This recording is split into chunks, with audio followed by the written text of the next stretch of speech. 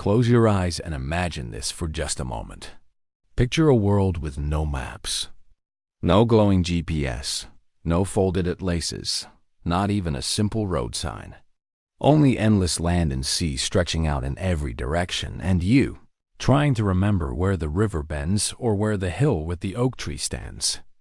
For thousands of years, that was ordinary life, until one day, somewhere, someone picked up a stick or a stone and decided to draw. That quiet, simple act began something that would shape how we understand our world even now. Tonight we will follow that line slowly, softly, as we drift through the long, boring, and beautiful history of maps and how humans learn to draw the world around them. Whether you are here to learn, to imagine, or to drift off to sleep, you are welcome on this calm journey. Let us begin. The first map we know of was not drawn on paper. It was carved on a small piece of stone in ancient Babylon, more than 2,500 years ago. That stone shows rivers and shapes, dots and lines, etched by a steady hand in a world that felt much smaller than ours. Imagine holding that stone in your palm, feeling the grooves, knowing that someone long ago believed this was the whole earth. To them, the world was a circle surrounded by water, with their city at the center. It was not meant to guide travelers very far. It was a picture of belief, a quiet attempt to understand.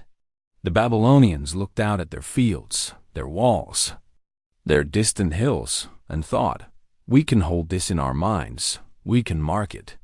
Later, the Egyptians created maps for more practical reasons. On thin sheets of papyrus they marked out quarries and gold mines. One surviving fragment, known as the Turin papyrus map, shows hills shaded in red and black lines for roads, done in the time of Pharaoh Ramses IV. A surveyor in the hot sun looked at the hills and valleys and tried to make sense of them with brush and ink. He may not have thought about future generations or distant kings. He simply needed to explain where the stone could be found. Yet today, thousands of years later, that careful work still whispers from the fragile fibers. The Greeks took mapping into a new realm. Think of a room lit by an oil lamp, a scholar bending over parchment, scratching lines slowly as he thinks. Anaximander in the 6th century BCE drew the world as a circle, Europe, Asia, and Libya ringed by ocean. Later, Ptolemy created a grid, inventing longitude and latitude. He wrote instructions on how to plot cities, rivers, and coasts, even when he had never seen them himself. He trusted reports from sailors and merchants, stitching rumors together into a picture of the earth. When you look at a map with curved lines today, you are looking at the shadow of Ptolemy's thoughts. Still alive across centuries. In medieval Europe, monks drew Mappae Mundi, world maps that were not meant to be accurate. Picture a heavy manuscript resting on a wooden table, the faint smell of ink and candle smoke in the air. The map shows Jerusalem at the center, because that is where their faith placed it. Around the edges are strange creatures, dragons, and seas filled with unknown fish. These maps were meant to teach moral lessons, to remind viewers of heaven and earth. They were pictures of belief as much as geography. If you unfolded one today, you might not recognize the continents, but you would feel the care in each line. Far to the east, Chinese mapmakers painted long scrolls. Rivers curled like threads of silver ink. Mountains rose in gentle brushstrokes. Tiny marks showed villages and fields. These maps were art as well as tools. They followed feng shui principles, balancing the elements of water and land.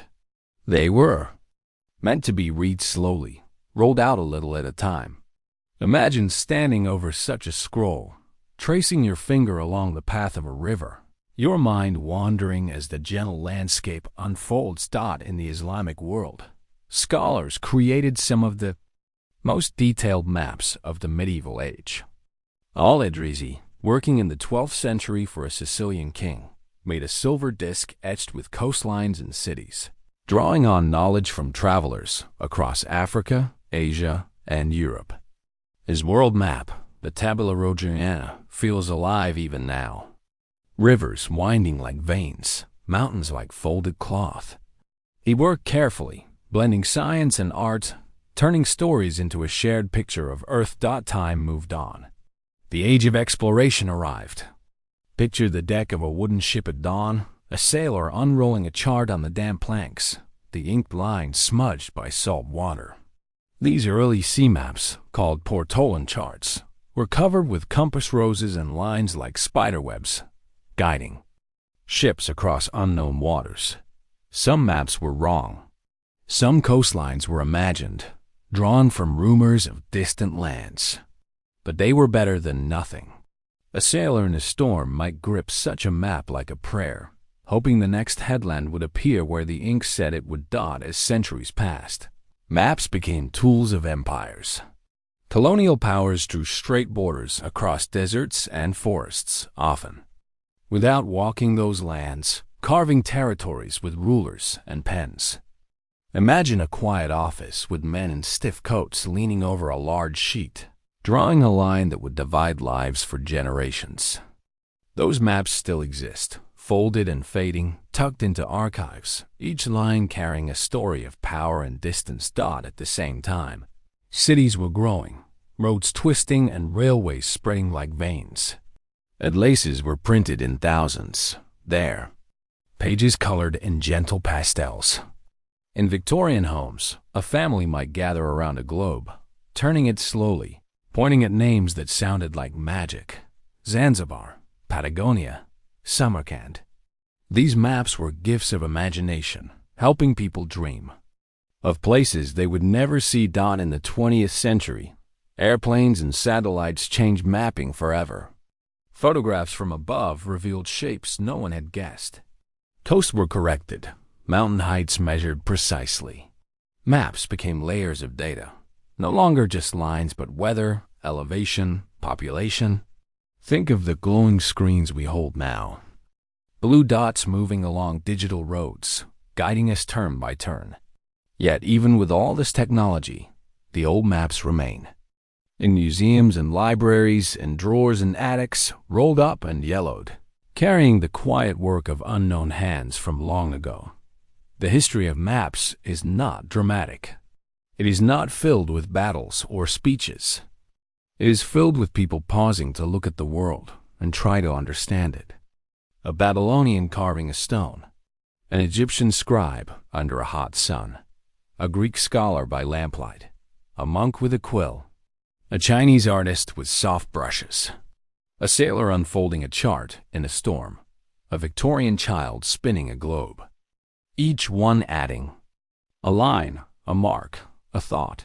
If your eyes are growing heavy now, that is perfectly fine. Let the maps blur in your mind. Let the rivers fade into dreams and the mountains drift away. The world will still be there when you wake, drawn and redrawn by countless hands. And if you are still awake, thank you for staying with me on this long, quiet path. If you would like more slow journeys through time, more soft stories of history, consider subscribing. I share these calm explorations often, each one meant to help you rest while you learn. Like this video so others can find it and let their minds wander gently through the past. And if you have already fallen asleep, that is the greatest compliment of all. Good night and pleasant dreams.